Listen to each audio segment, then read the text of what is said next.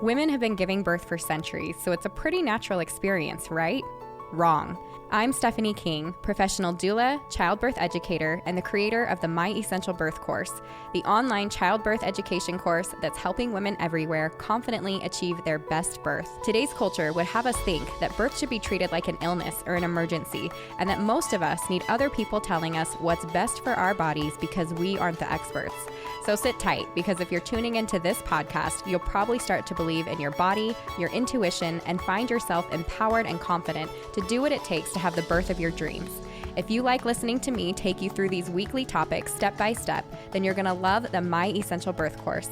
Make sure that you're subscribed to the podcast, and definitely head over to myessentialbirth.com for the free downloads mentioned right here in these episodes, and to join the birth course and community full of pregnant moms just like you. I have to add a disclaimer that I am not a medical professional and I cannot provide medical advice. All of the information expressed in this podcast are based off of personal, professional, and educational experiences and are my own opinions. Please work with a provider you trust for medical advice during your pregnancy and birth. Okay, let's open things up with the reviewer of the week, Emma Green, who says, awesome informational podcast. We could just leave it at that, and I feel like you hit all the talking points for me. I hope that's exactly how you guys feel. She says, I started listening when my husband and I were trying to conceive, which always blows my mind. Like, I love that you guys are listening before you are getting pregnant. That tells me there's something right in the birth world that's making it reach before all these women before they're getting pregnant. That's so cool. She says, and now we are 25 weeks pregnant with our first little one and enrolled in the birth course as well. I love how these ladies cover birth from all angles, medicated, unmedicated, hospital, you name it. I actually think this podcast episode is going to be for you guys. They've helped me learn so much about my own body and what it was made to do. I also love their sense of humor. Highly recommend. I joke all the time that I think I'm funny. I don't know if that transfers well. I feel like in a group setting it does, but when I am talking in front of a camera, I'm like, I thought that was funny. Anyone else? And I have no idea. So like, it's a good thing that you guys are jumping in and telling me that some of my jokes, you're getting them. That's awesome. But today I want to talk to you guys about, and she kind of talked about it in the review, and that's why I chose it, like the medicated, unmedicated, hospital, you name it. This is a question I get a lot, and that is, what are my options for where I birth? Or better yet, maybe you're coming to me not knowing that there are some other options. Like you've heard hospital, maybe you've heard about a birth center, home birth might be this crazy foreign thing. Maybe if you've been following along, you're kind of like up to date on all of that stuff.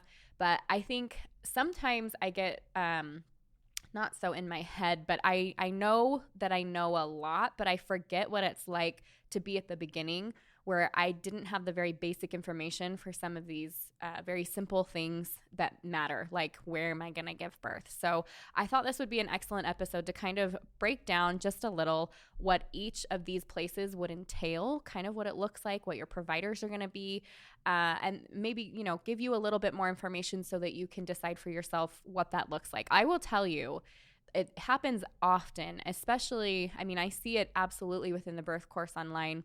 I loved watching it in person when I taught my classes in person. And you would just kind of see these little light bulbs go on for these moms and dads as we're together in this group and we're talking about these different things.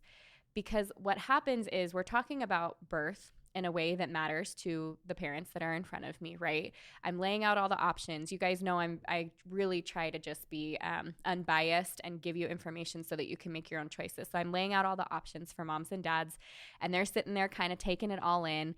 And things just start to change when they're like, oh, this is the birth I'm dreaming up in my head. These are the things that matter to me. Like, I don't want an IV. I want to be in my own clothes. I want to eat during labor. I want to have freedom of movement to walk around wherever. I need heat packs and birth balls and all these things. And then we start talking about the different locations and what normal looks like for each of those birthing locations. And all of a sudden, those moms get really curious about, wait a second, do I maybe want a midwife instead of an OB? Do I maybe want to give birth at home instead of a hospital? And watching that happen and watching people change providers or locations because it suits their needs is a really big, really fun deal to me. So this is part of that. I just want you guys to get a little bit of a background on it so that you can kind of think through What are my birth options? What does this look like for me? What's my best place going to be? So, and maybe you just haven't heard of some of these things before. So I think it's going to be really fun. I think too, if you already know where you want to give birth, that's great. I'm not here to change anybody's mind by any mean. It's just more information. But I think too, knowing your options, I just think it's going to give you a little more insight to maybe what is going to work right for you.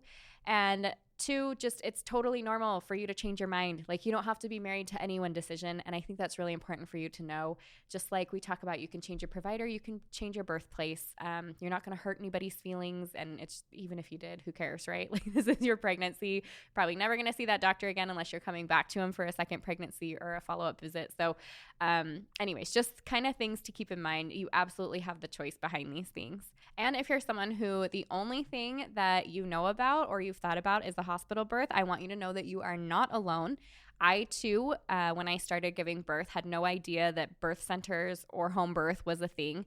I think I had, like, my mother-in-law had told me that she had her baby at home years back, and she had an OB who had attended it, which like is not really even a thing anymore. Not that they don't do it, but it's just like so rare that that actually happens now. And so I remember like, oh, she did that thing, but it was like this foreign. It wasn't something that people were talking about. I had no idea about doulas. I didn't know about midwives. It was, so we're on the same field, the same playing level field here, if that's the case for you. So don't stress at all. And then I kind of joke, like, right, like you can give birth anywhere, but if you choose to give birth in the woods, that's not something that I have a ton of expertise on. So I'm just not going to talk about that today.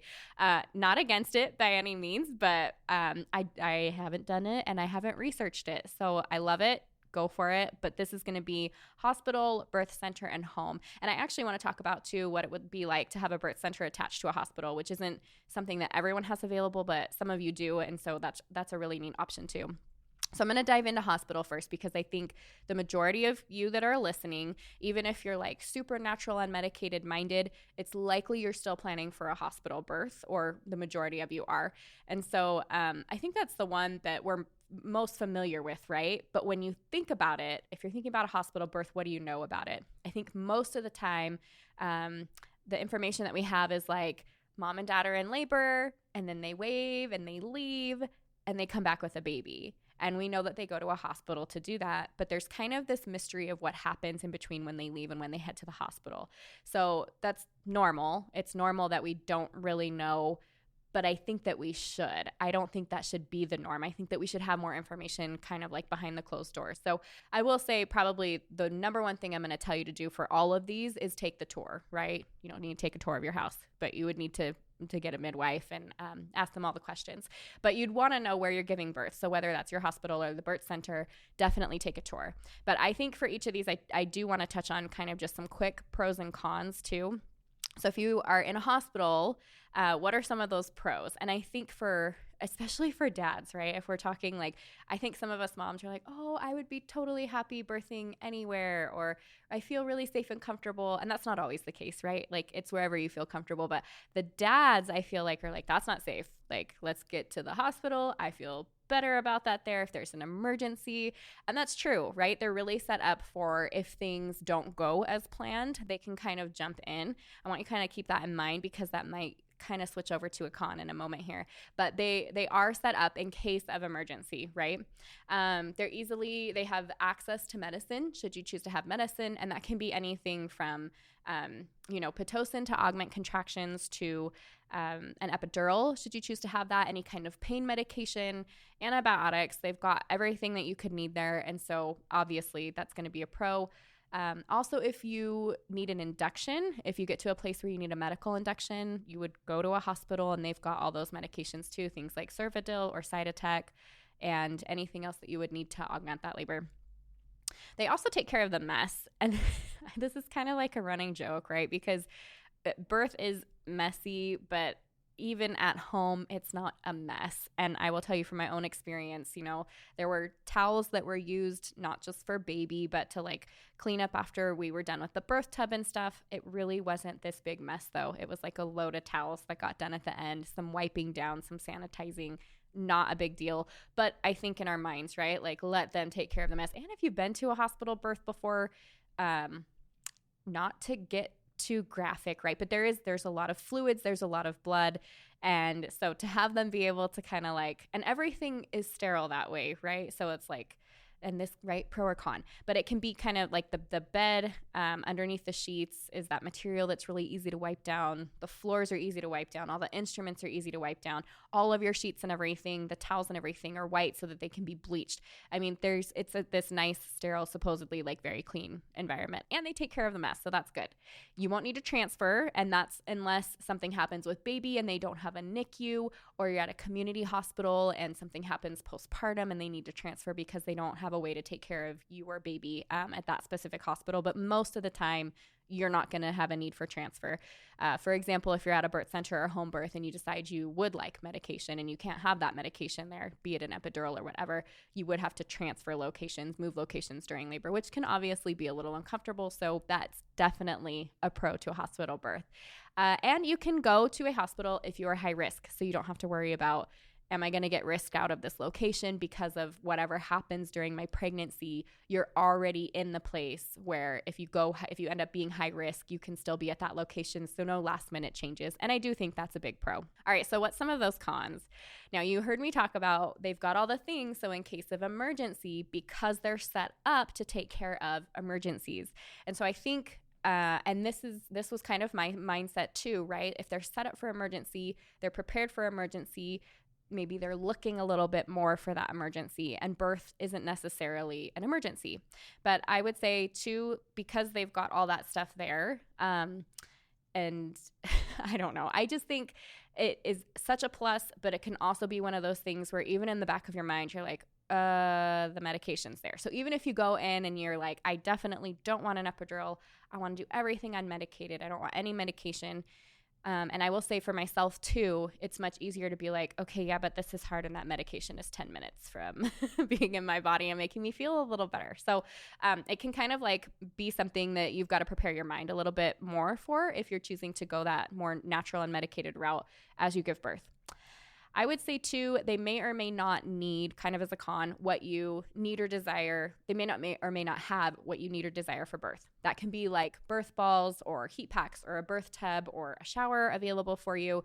So that's why I say take the hospital tour, ask the questions. I know with COVID, that kind of killed some things. Like for example, having mom and dad, they had to stay in the room, so they couldn't walk the halls. So then your freedom of movement is limited to a very small space. It's just information for you, but it could be a con.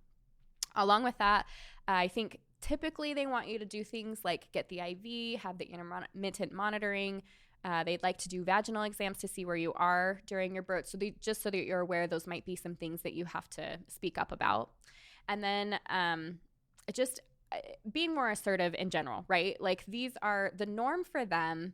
And not that all of you are coming here unmedicated, and that's totally fine. I think there's absolutely nothing wrong with getting an epidural, and it can be a beautiful birth. If you're someone that chooses to do things like not have an epidural, though, you have to imagine or remember that these people deal with about 95% of the women that come in getting the epidural. And so I think it's just a different skill set to sit with a woman, to wait on a woman, to listen to and watch somebody kind of move through the birth process rather than just jumping to medication and what that looks like to take care of somebody. So it's a little more hands-on for them, and they work long hours and things. And so sometimes I think that can be, I don't want to say frustrating, but just depending on who you get, like sometimes you'll get a little more support or less support. I think too, they'll have you stay longer than if you were at a birth center or at home. So after you give birth, typically they want you to stay for 24 hours at least. They want to do vitals on mom, vitals on baby. Of course, some of that's like hospital policy, procedure, insurance stuff. Some of it's preference. So just information for you to have. And then remember that they may or may not have a birth tub. And if they do have a birth tub, you may or may not be able to actually give birth in it. So even if they have a freestanding tub, oftentimes they will allow you to labor in the tub, have all your contractions and things, but when it's pushing time, they ask you to get out and actually birth your baby out of the water, which for some moms, because water is just this amazing Mother Nature's epidural, the thought of having to climb out of a tub and give birth on the bed might be a little daunting. It's totally doable. Moms do it all the time, but it's just something that might be a con if we're talking about hospital birth. Obviously, in a hospital, you've got a different amount of providers that you can have. So you've got your OBs, obviously, who are able and willing and ready, if necessary, to do a cesarean birth. They can also help you birth your baby vaginally with or without medication. And then you've got a certified nurse midwife. So this is a registered nurse who has been a registered nurse and then went through her midwifery program and now helps birth babies as well. The nice thing about a nurse midwife is even like in a hospital setting, they tend to spend more time with mom. So every birth that I've been to where mom has a nurse midwife, they've been checked on several times. When it gets closer to the pushing, the provider's with them for however long that takes, be it a couple hours. And I think with an OB, you'll have a little bit less hands-on time. For some moms, that's great though, because they're like, let me do my thing. I want time with my husband. I don't really want to see you until the end of this process. So it's really just preference, but you can have either one of those of those providers in the hospital. You can't have what's called a certified professional midwife or a licensed direct entry midwife or a direct entry midwife. All of the people in the hospital have special certifications, training, all of that, and they're licensed to be in the hospital setting. So you can't grab like a home birth midwife that's not a CNM and bring her into a hospital. That's not going to work. Let's talk about the admissions process though. So when you get to the hospital, you're going to sign in, right? You come in labor, you sign in. Hopefully you've done all of your pre-admittance paperwork before you get to the hospital, but they typically put you like into triage or into a smaller room where they're going to want to do a pelvic exam and make sure you're at least 4 centimeters dilated. They're going to grab vitals, some monitoring where they, strap the stuff around your belly and they monitor baby for at least 20 to 30 minutes. They're going to ask you lots of questions. They may or may not ask dad to leave for some of that. I know I've been to births where it's like doula and dad kind of got kicked out for a second, or I could go in with mom while dad got kicked out because they ask some like private questions just to make sure mom and dad, like this person that's with them, is safe to be with them. But I know that can be a little jarring too, because you come in labor and you need your support person and you don't want to be without them. And then they're like, okay, leave for a second. And then there's also the COVID testing, right? So I know for some of you, when that's kind of the practice right now, when you come into the hospital and you go through all the triage stuff, they also do like a quick rapid test to see if mom and dad have any COVID and have to deal with that. And then they take you to your room, and that's where they're like, put on this lovely, really uncomfortable robe and put these really uncomfortable socks on so you don't slip, because apparently you don't know how to walk anymore. And here's your IV or all that stuff, right? But I know if you've been listening to me, you know this. If you're new here, you don't have to do those things. You can wear your own clothing. You can choose to not have the IV. You can choose to get what's called a HEP lock or a heparin lock. It's basically where they put the IV, like the port in, and then they don't hook it up to any fluids. So you have that option too. But you don't have to do that. I will say, once you're in your room, that's a really good time for you to ask for everything you're going to need. Ask for it up front, because getting it, it's like sometimes a mom is using it or they're really busy where they're going to be with other patients. It can take like an hour just to get what you need. And that can be like your birth balls or heating packs, or if mom wants ice or like an icy, whatever, popsicles, whatever they have there. Make sure that you're asking for all of that as soon as you get to your room. And then another question I get is, can or should I have a doula for a hospital birth? I'll just tell you right now, my answer to should you have a doula in any birth is yes, but that's totally up to you. They are absolutely somebody who should be allowed in that space. And this is, again, with COVID, that's something you have to look into. I know some providers or some hospitals, and it just depends on numbers and things, are only going to allow that one support person. So maybe looking into having them as phone support, but it is a little different than having somebody who's like hands-on and being able to help dad navigate, where to put his hands for mom, and maybe getting chapstick and water and whatever else mom needs. Another question that I get is, if I have a hospital work, is it going to increase my risk of interventions? And interventions being like more monitoring, medication like the use of Pitocin, vaginal exams, all the way through cesarean birth. And the truth is, because they are a little more hands-on with what they do. For example, we know that studies say the more monitoring that mom has during labor, the greater her risk for cesarean birth. And why is that? The more monitoring we have, the more opportunity we have to catch things that may or may not be a true issue. And because of just the way that policies and procedures are written hospital to hospital, that means that when certain things are happening, there's a little less leeway for allowing time for correction, or maybe just kind of jumping the gun a little bit, possibly for safety reasons, possibly for insurance reasons, to say, we need to take care of this quickly right now. This becomes a little more emergent. So we know that the more kind of hands-on intervention that way can really lead to some more interventions down the line.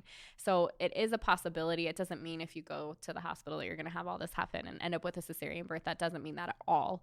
But yes, it can increase the risk of interventions. And so that's just something to be aware of. You can also check the hospital cesarean rates, which I think is really important, because you can have hospitals literally within a mile of each other that have very different cesarean rates. And I'm talking like the difference between a 12% rate and like a 45% rate. It can be huge. The jump is huge. So that's information for you. If it were me, I would probably check the hospital cesarean rates before I checked provider rates, because the policies and procedures that happen in the hospital absolutely affect how mom is going to be taken care of during labor. And especially if you've got an OB, the majority of your care, the doctor is going to be involved and calling and speaking with the nurses about what's happening while you're in labor at the hospital. But it's the nurses that are going to be taking care of you, and they're going off of the policies and procedures that hospital has put out and how they practice. So absolutely worth your time to call around and just ask, can I get your cesarean rate? Those who have a low rate are going to happily give it. Those who have a higher rate, you might get a little bit of pushback about, that doesn't really make a difference and it depends on whatever. Stay tuned, because I've got a whole red flag episode coming up. But those are things that are just like, why wouldn't you call and check those things? But if you don't know to check it, then you don't know. So now you know, and I want you to do that. I want you to call and ask.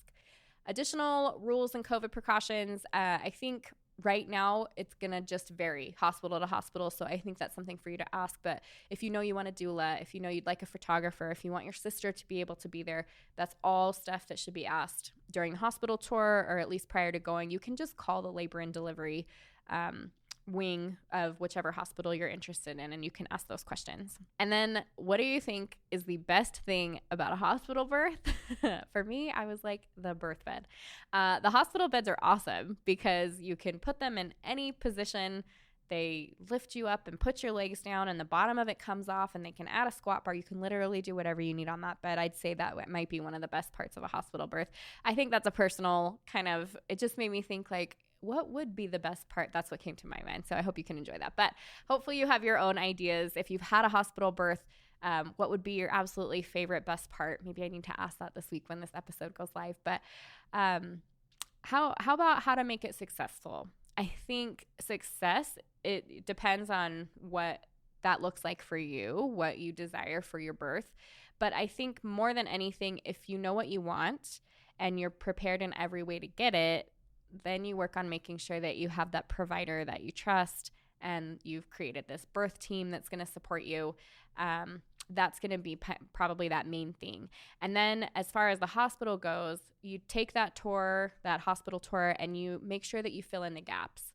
So if you know when you go to the hospital that like they don't have any birth balls, they don't have a peanut ball, their pillows look super uncomfortable, then you want to make sure that you've got all those things. Heat packs seems to be just like this issue. Like sometimes they have heat pads, sometimes they have the heat packs, sometimes they're out of them.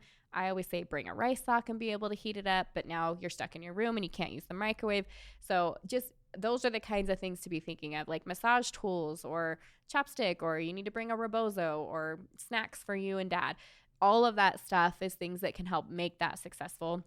And then remember, if you have a knowledge of your rights, then you know how to advocate for yourself. And I don't ever want to encourage moms to go in with their fists up to wherever they're going, but I do want you to feel confident in having a voice, so that if you do come up against something that you're like, I've already decided, like I've been through this process, it's on my birth plan, it's in my mind that this is not acceptable to me. If it gets offered or questioned or whatever, this is really important that this thing does not happen, or that this thing does happen, then that you're ready to kind of like stand up, advocate for yourself, be strong. So I hope that helped a little bit. That was kind of my overview for hospitals. So now I want to jump into, this is like a hybrid, I guess, where it's hospitals and birth centers that are attached. And so these do not exist everywhere. I know I was looking for one for my third birth, and it definitely was not in North Dakota where I was looking. But there are hospitals that have birth centers attached to them. Literally, you can walk from the birth center through the hall to the hospital labor and delivery rooms. But the idea is that, again, right, like we'll kind of go, let me start. So there's providers that you can have here. You can still have an OB or you can have a midwife. It would still be a CNM. And I think probably if you're planning on a birth center, most women are going to lean towards having a midwife there, but you don't need to. And some women choose to have an OB. But if we go into the pros and cons of this kind of setting, so you're still the pros, right? You're still at a hospital in case of emergency. I know that that's a big one. And so like literally you're in the same place. The nice thing about it is that it looks like a bedroom and it doesn't feel so much like a hospital room. So the bed is maybe a hospital bed, likely not a hospital bed. Right, maybe that could be a con because I was saying hospital beds are the best part of being in hospital. But you're also still able to get an epidural and medication, even in that setting.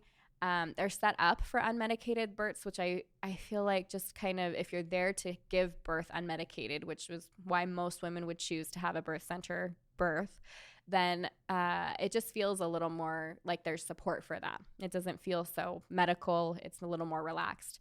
I think cons are because you're right next to the hospital, it's like we were talking about in the hospital before, it's a little easier to kind of give into that, okay, I think I would like the medication now. So if you're like, my goal is I really want to go unmedicated, that's really important to me, it can be a little easier because you're just right there. I will say it's not as quiet and relaxed as a freestanding birth center. So remember, because it's attached to a hospital, because it's part of that hospital, there's still policies, procedures, practices that happen that definitely give it a little more of a hospital vibe. So you have people hustling and bustling. They're probably dressed more medically, just, things that tell you you're closer to a hospital than just being in a freestanding birth center. And then they still follow like procedures for monitoring and things like that. So those are just some of the cons. Same with the doula. You can absolutely still have a doula in this setting. It would just go back to those COVID rules in case that was a thing. And then I think probably the best thing about a combo birthing place is most moms are going to consider that those who choose it, it's like the best of both worlds. And I think that's a little easier on dad too. If dad is the one that's like, I'm a little nervous about maybe moving into this birth center thing, but this attached to the hospital is like, it's safe, right? And I think dad's main concern is always, is mom and baby going to be safe? And so I really do think it can be the best of both worlds. So how would you make this combo successful? It's back to plan for what you want.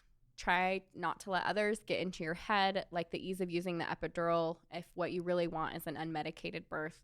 Overall, I think it's just setting up that birth team as before. So if you've got good support around you, I think any of these places can absolutely be successful. Let's jump into the freestanding birth center. This is going to be a little bit different, right? Because, well, for a lot of reasons.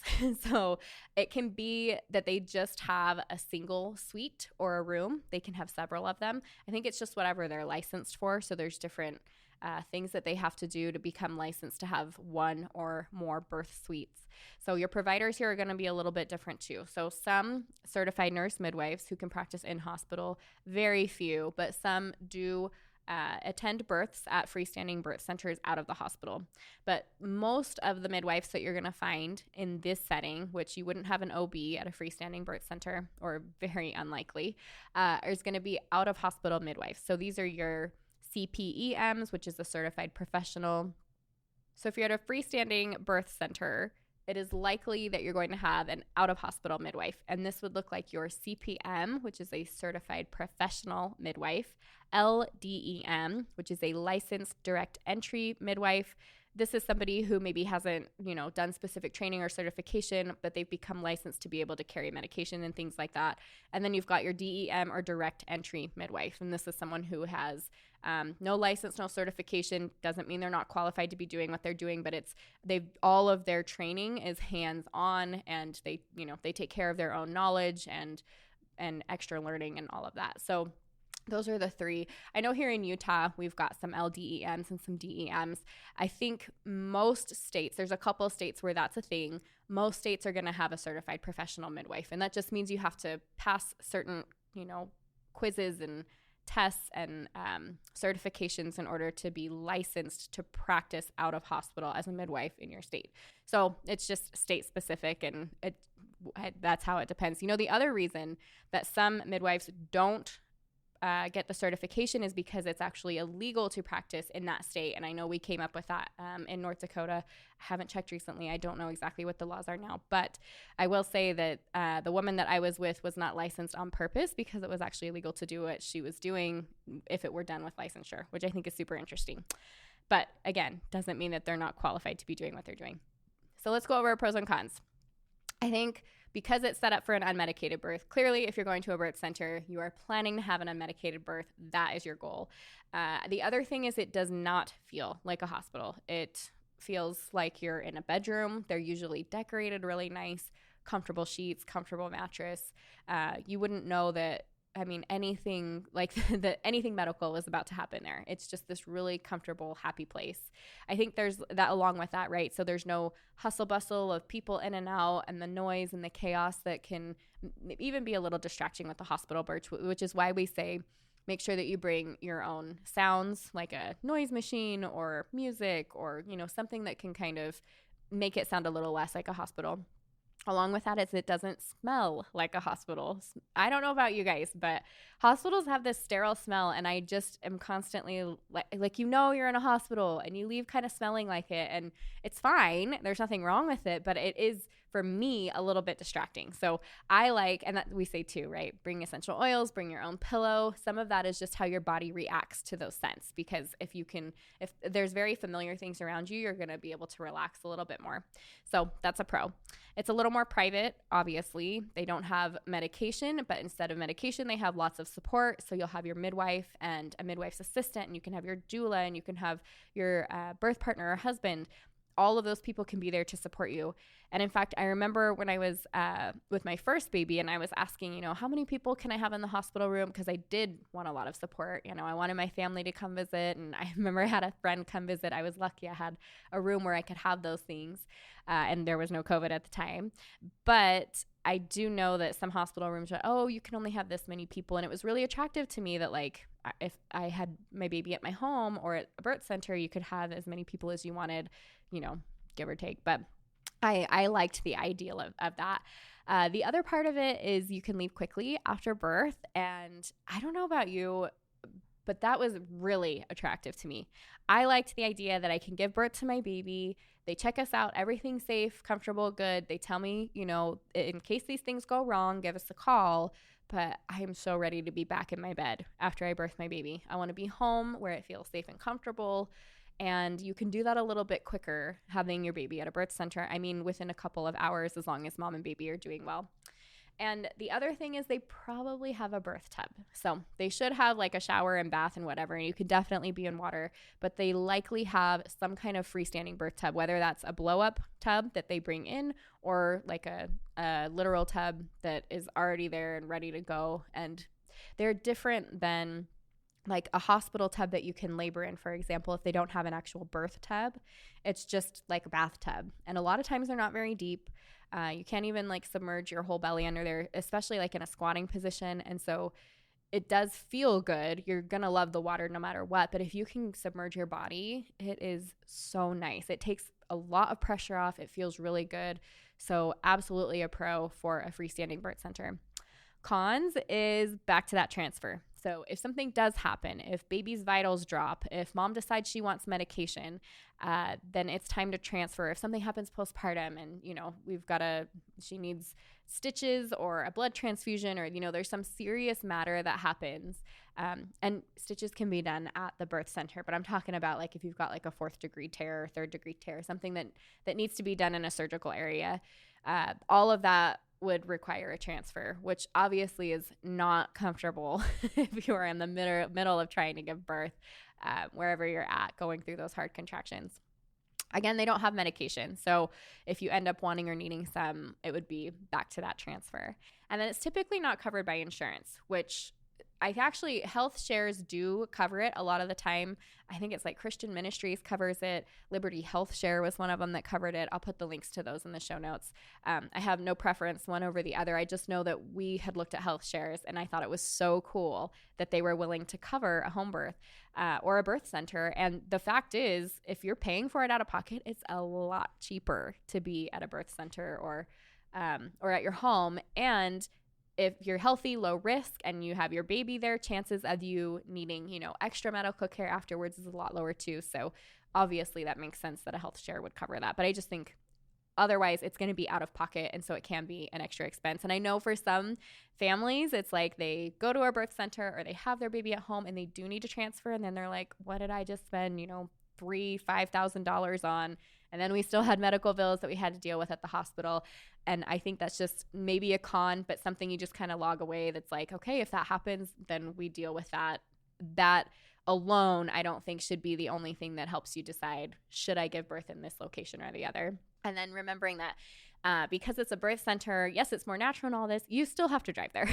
So you're still going to have however long that is in the car to deal with contractions, which isn't the end of the world, but it can be a little bit uncomfortable. So I did list it as a con.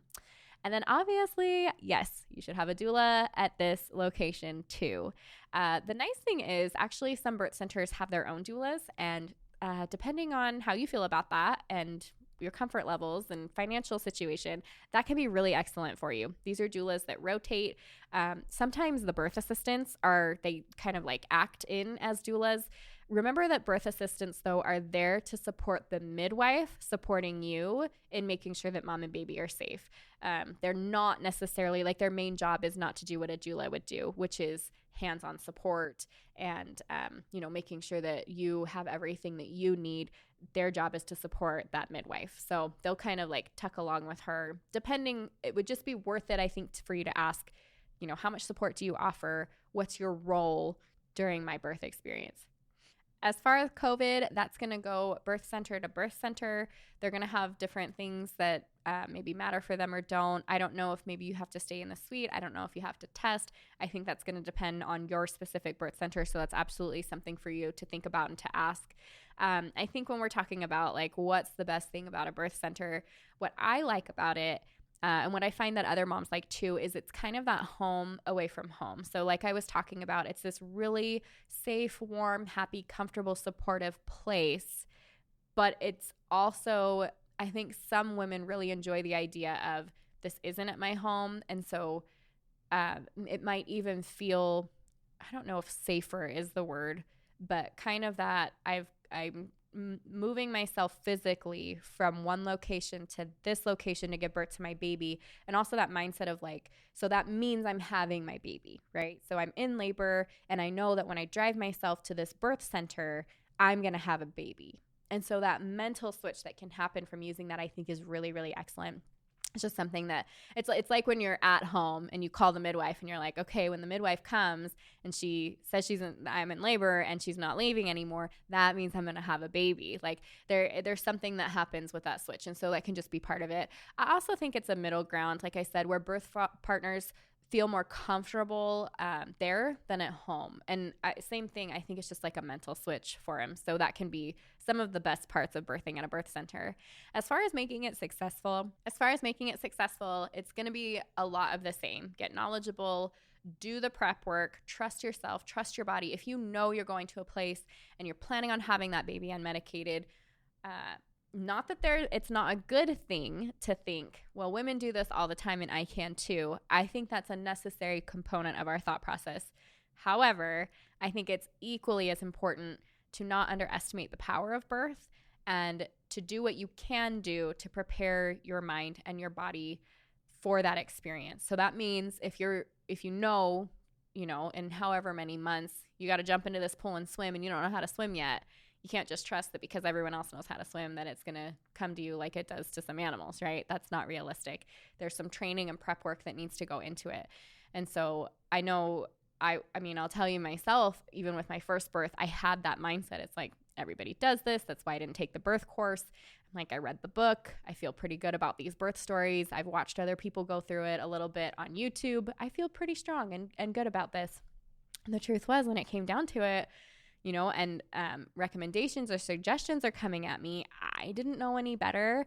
And truly, I was just sitting there kind of forcing my way against contractions and squeezing and, all those things that kind of we see in the TV shows, because I'm like, oh, I'm doing it. Like, I'm strong and I'm going to push through this. But I didn't have the skills and knowledge that I needed to be able to work with my body. So I would just say, don't underestimate the power of birth. Get the knowledge. If you're here, you're doing that right now. But do the practice, do the work, and maybe take a good birth course. Wink, wink. So let's talk about home birth. I love home birth. You guys probably know this, but you can literally give birth in the comfort of your own home. And as I've said before, this was not my first choice. This is not what I had planned to do, even when I was up against a cesarean birth. I was like, I will find a birth center. I was looking for a birth center attached to a hospital. I remember I was on this forum, because that's where you found all your information a couple years back. And I was messaging I posted on the forum, and I'm like, what kind of providers, how do I find a provider who can do a home birth or at a birth center? And I remember when somebody had recommended the provider that I used for my home birth, I was like, well, is she licensed? Does she have? And I had to be educated by other women who knew more than me. Luckily, some of them were kinder than others. And they had to walk me through licensure isn't everything. And this is her experience. And this is what birth in a home setting looks like.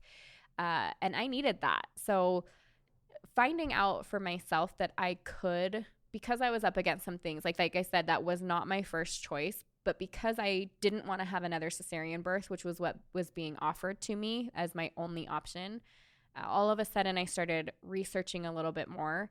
And then it became this really amazing, beautiful thing. So if you're a little bit scared about home birth as you're listening, I want you to have an open mind, because it can be a really incredible, very safe, awesome experience, life-changing, as any birth can be. But your provider would be a home birth midwife. It would be the same as, or an out-of-hospital midwife. So the same as you would have at a birth center. That would be a CPM or an LDEM or a DEM. Pros and cons.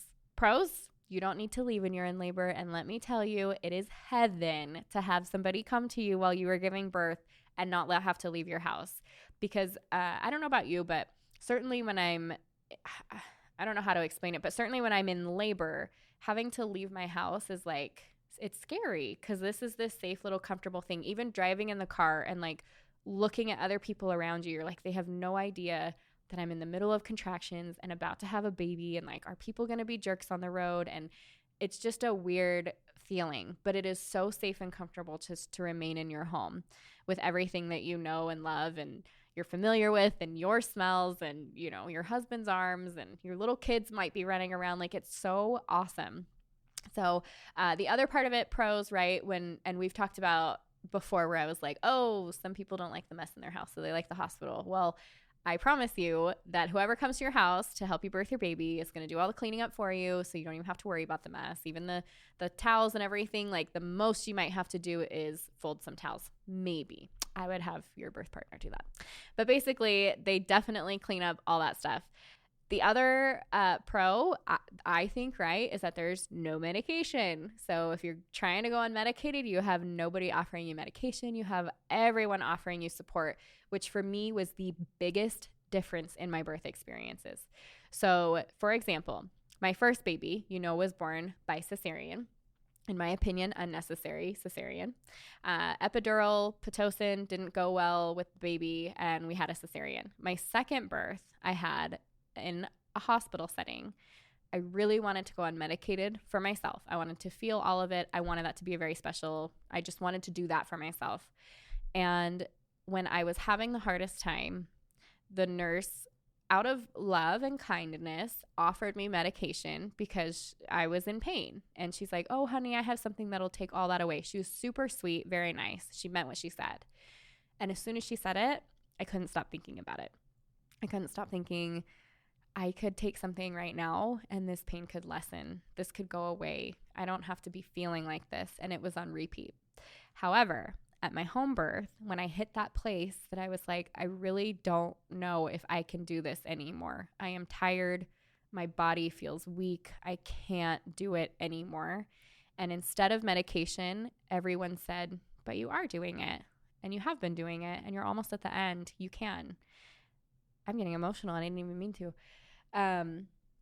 That changed everything. I went from thinking, because I was working this out in my head before I had said out loud, I can't do this anymore, thinking I'm going to end up having to go back to the hospital and get the epidural. And I know if I go to the hospital, I'm going to have another cesarean birth. But I felt enough like I couldn't do it that I said it out loud. And when everyone came back with, yes, you can and you are, everything changed. And just that support and what it does to your mind and your body when you hear that makes a huge difference. So that was obviously something very special for me. It's actually part of why I started to be, I'm like, I need to teach people about birth. I want to support people in birth as a doula. I want to offer that strength, that love to somebody else. That is definitely a pro for me. The other part of that is it's your own bed. And I know some people are like, no, but gross. Like, think about what you're doing in that bed, right? Like, there's going to be a baby and blood and fluids and poop and, right, all of that fun stuff. But I promise they cover the bed. It's not a big deal. I had actually, at the end, when I was birthing in that tub and getting ready to give birth to my baby, decided I was going to go get out and give birth on that bed. At no point was I like, this is so gross. So your bed can be really comfortable. The other part about that is during my labor, I was able to go and take a nap during labor in my bed, which is another thing that probably wouldn't happen in a hospital setting, right? Being allowed to take a 45-minute nap while your contractions space out with somebody like not bugging you about your contractions spacing out.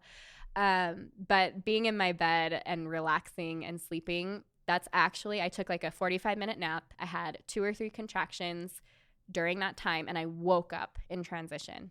Like, our bodies are smart and they just need the space. So having your own bed and comfortable things nearby is definitely a pro. Con, again, you're going to have to transfer for anything serious, or should you choose to have medication if you get to that point where, you know, and maybe you're a mom who you're like, I've had prodromal labor for 2 weeks. I am so exhausted. My body is not relaxing. I absolutely need something to help me relax. Then that's when we use those things like epidurals and medication, right? But that would mean that you have to go to the hospital to receive those things. Those midwives can't administer that and keep track of that at home. Another con is you may have to purchase or rent your freestanding birth tub. So for us, like, I didn't have a birth tub at home, so we had to rent one. Luckily, she had one. I know that Amazon, for example, they kind of caught on to like people were buying just kiddie pools, but they were like the deeper ones, and people started using them as birth tubs, so those kind of skyrocketed in price. But there's actually, and I'll link a couple actually, where online you can buy an actual birth tub. I would check around, I mean, unless you're planning to use it for all of your births and store this giant thing, but your midwife should have maybe one that you can rent, or she'll know somebody who has one, or a doula nearby will have one that you can rent. All of that is something that you could look into. Same thing with, like, they might not have a peanut ball. They might not have a birth ball. You'll have to have all of that stuff for yourself at home, heat packs, everything. And the other part of that is, again, it's not typically covered by insurance.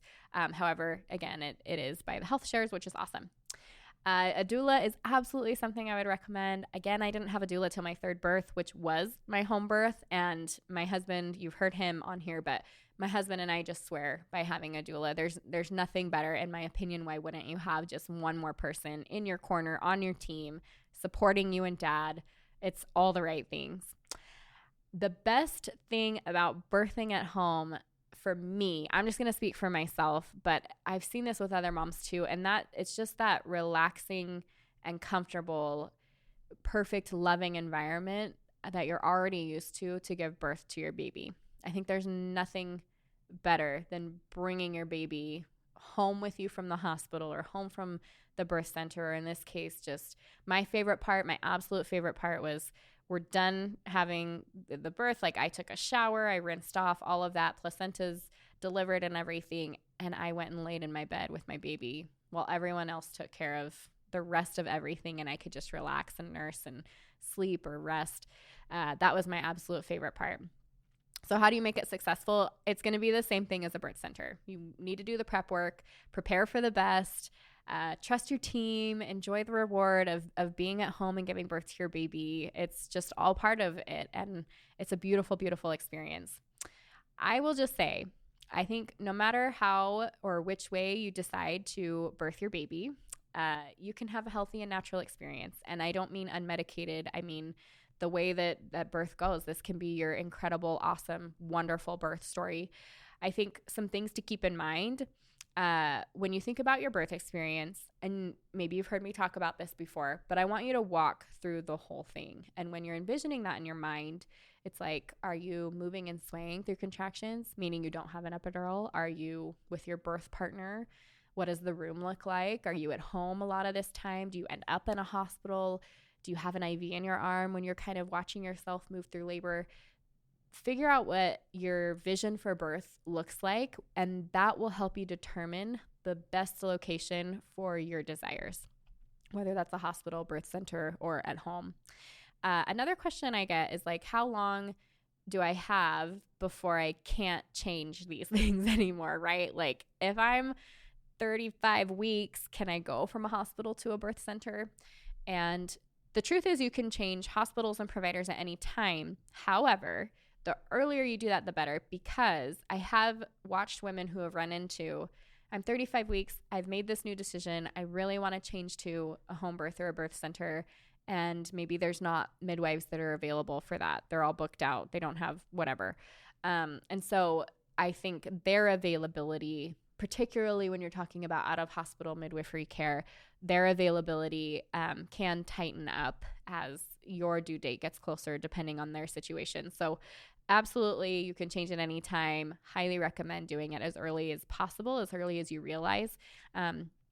But certainly like anywhere between 20 and 30 weeks, you're probably going to be safe to change to anywhere that you need to go. So hopefully that helps you guys a little bit.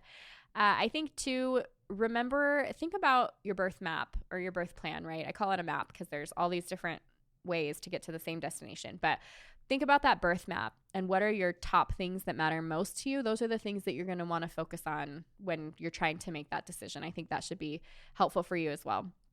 And then remember that your body is made to do this. So no matter where you give birth, you can have an excellent, wonderful, beautiful experience that you can have joy on looking back.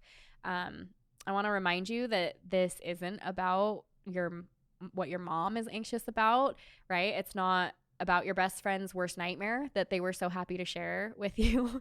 It's not about other people's opinions. There's not a wrong or right answer here. I think good decisions for sure are not based off of fear. And so if that's where you're coming from, that's why it's really important to have the knowledge and education and preparation behind it. But I think good decisions are based off of knowledge and intuition and determination. And I think part of that is having the information like you're learning just right now. I think what does matter too, and what should matter and should be respected, is what you want. So whatever you feel is best for you and your baby, or when you think about your birth and what matters to you, when you stop and ask yourself and you're like, how do I feel about having an IV for birth? Like, what's your initial reaction? Why? Dive a little deeper, understand the options, do the research, tour all the places, interview different providers, talk to your birth partner. It's a really special, very sacred time, very memorable experience. So I want you to do what feels right for you. That's it for this week, but make sure you subscribe to the podcast so that you get notifications first as I drop a new episode every week. And don't forget to head over to myessentialbirth.com for all of the free downloads mentioned here and to join the birth course and community serving pregnant moms just like you. If you enjoyed this and other episodes, I would love it if you would take a few minutes to leave a review on Apple Podcasts. I read every single one and include one at the beginning of each episode. See you next week.